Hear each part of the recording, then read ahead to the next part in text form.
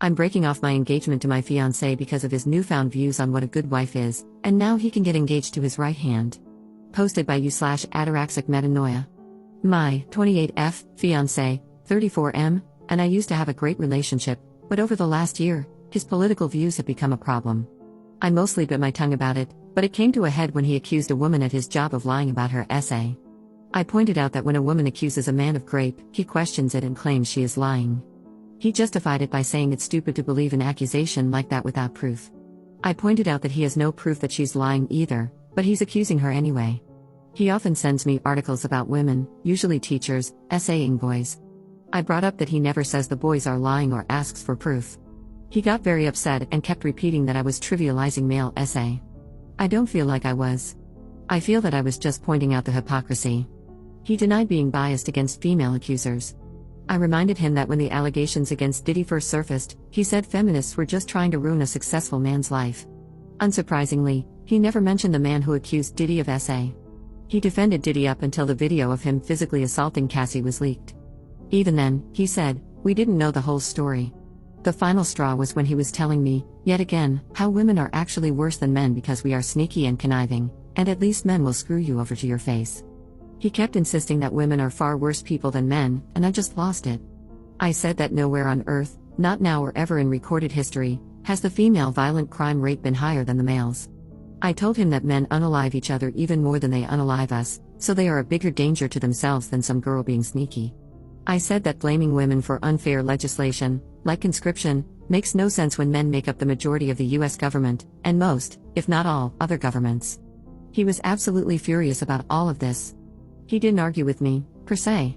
He just told me that I was brainwashed by the feminist agenda, that feminism lied to me, and convinced me I was special. I still don't know where that comment came from, it was not relevant to anything. I, admittedly, was very pissed off and said, well, maybe patriarchy lied to you about this relationship being special. I threw my ring on the table, left the house, and haven't spoken to him since. Today, he sent me a long text saying how I belittled him with that comment and that I would be a good wife if I could just stop needing to be right all the time. I haven't responded, and I'm conflicted about whether I will at all. I feel bad about throwing the ring.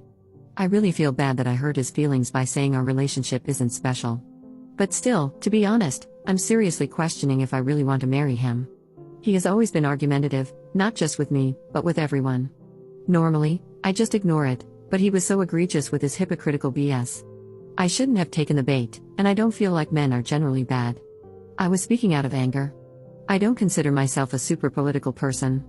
I'm not even sure if I count as a feminist. He just has a new complaint about women every freaking day at this point. It's so frustrating. I don't know when he became this way, but it sucks. There are still things I love about him, but the things he has been saying may be more than I can forgive. I don't know what to do. Up in the comments.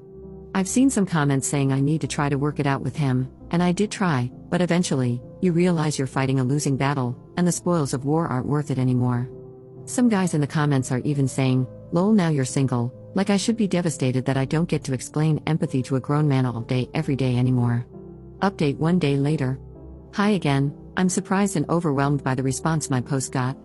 Thanks to everyone who read through all that, and thanks to anyone who reads through all this, too.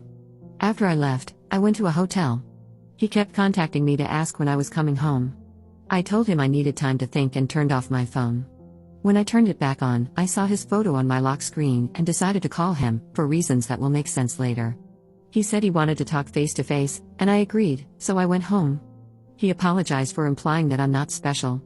I apologize for implying our relationship isn't special. We've been together for 12 years, so saying that was hurtful and untrue.